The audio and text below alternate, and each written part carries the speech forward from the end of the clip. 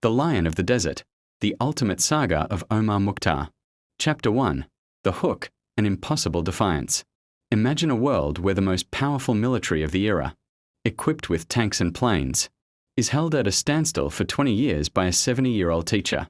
Today, we dive deep into the life of Omar Mukhtar.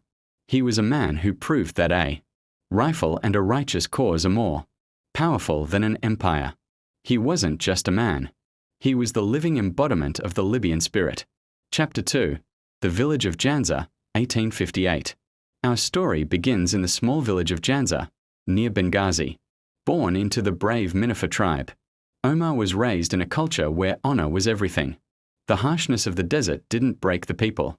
It forged them. From a young age, Omar was taught that the desert was not an enemy, but a protector. Chapter 3. The Path of the Scholar. Omar was not born a soldier. He was a man of the book. He studied at the prestigious Sanusi oasis of Jagbub. For decades, he was a Sayyid, a respected teacher of the Quran. He spent his days teaching children the values of peace, justice, and devotion to God, never knowing he would one day be forced to use those values to lead a revolution. Chapter 4. The Sanusi Brotherhood. To understand Omar, you must understand the Sanusi movement. This was a religious and political order that organized the desert tribes. Through this network, Omar learned leadership. He became a diplomat, settling disputes between warring tribes and uniting them under a single vision of Libyan identity. Chapter 5. The Italian Ambition. 1911.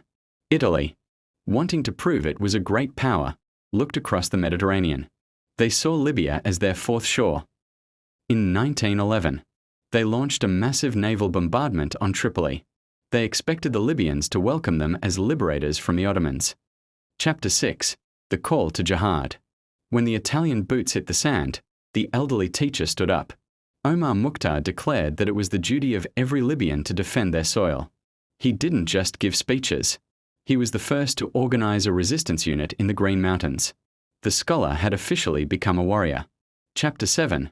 The Battle of Al-Hani. Early on, the Italians realized this would not be a parade. At the Battle of Al-Hani, Libyan volunteers, led by the strategy of men like Mukhtar, inflicted heavy casualties on the Italian regulars. This was the first sign that the lion was waking up. Chapter 8. Guerrilla Warfare Mastery. Mukhtar invented a style of desert combat that modern militaries still study.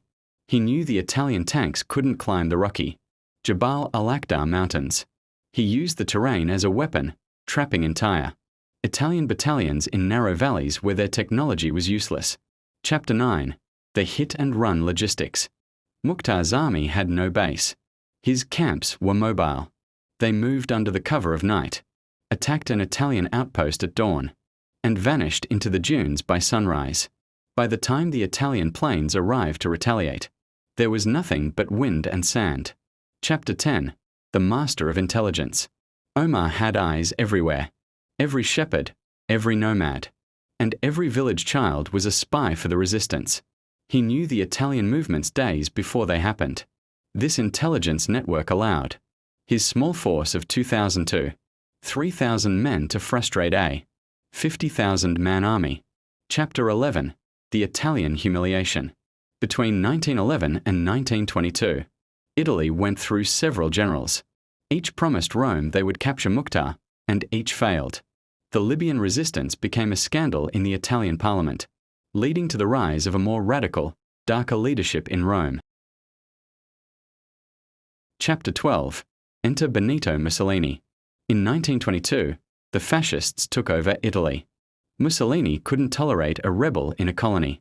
He viewed Mukhtar as an insult to fascist pride. He gave his generals a blank check. They were allowed to use any level of violence necessary to win. Chapter 13. Rodolfo Graziani, the Butcher. The most ruthless man in the Italian military was sent to finish the job. General Graziani. Graziani didn't care about honor or the rules of war. He saw the Libyans as subhuman and decided that if he couldn't kill the lion, he would burn the entire forest down. Chapter 14. The Policy of Scorched Earth. Graziani realized the Mujahideen survived because the people fed them. So, he began burning crops, poisoning wells, and slaughtering the livestock of innocent Libyans. He wanted to turn Libya into a graveyard to starve the resistance. Chapter 15. The genocide in the camps. Graziani forced nearly 100,000 Libyans, women, children, and the elderly, into concentration camps like Elagala. The conditions were horrific. Thousands died every month. Graziani used these people as hostages to force Mukhtar to surrender. Chapter 16. The Great Wire Fence. To cut off the lion from his supply lines in Egypt, Graziani built a massive 270-kilometer-long, barbed wire fence along the border. It was patrolled by armored cars and planes. Libya was now a giant cage. Chapter 17. The Siege of the Green Mountains. Mukhtar was now trapped. His men were hungry, their clothes were rags, and their ammunition was running low. Yet, every time an Italian patrol entered the Green Mountains, they were met with the sharp crack of Omar's riflemen. Chapter 18. The Offer of Bribery. The Italians, desperate to end the war, offered Omar a massive pension, a luxury villa, and a life of peace if he would just sign a paper. Omar laughed at them.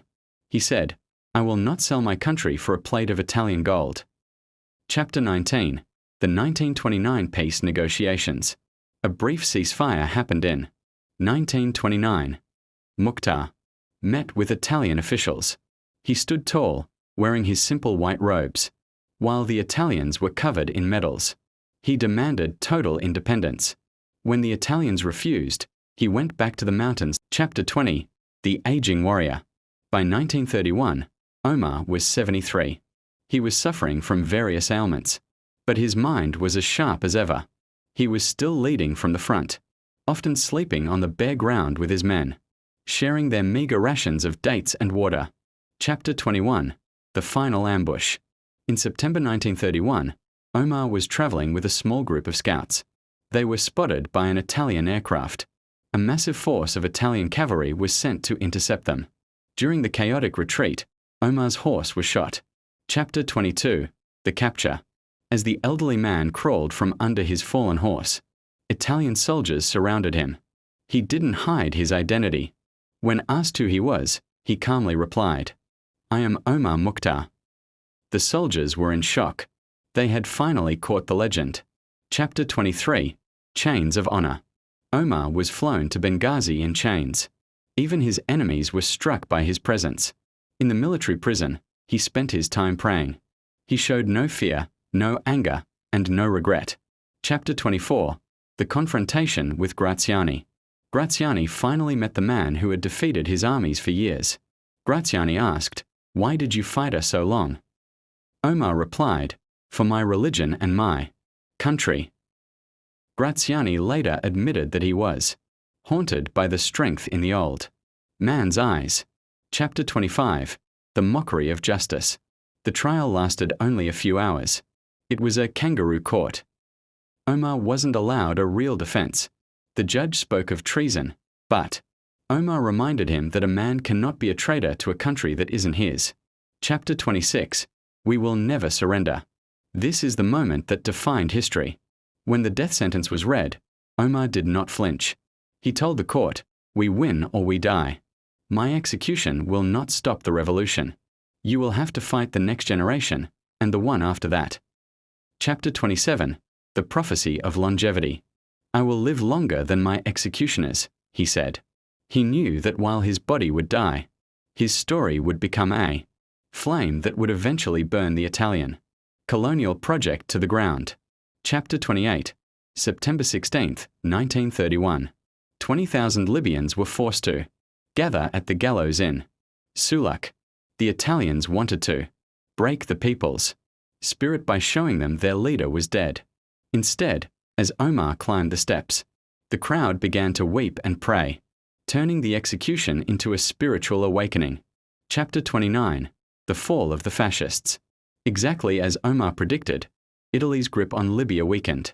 Mussolini was eventually executed by his own people, and Graziani died in disgrace.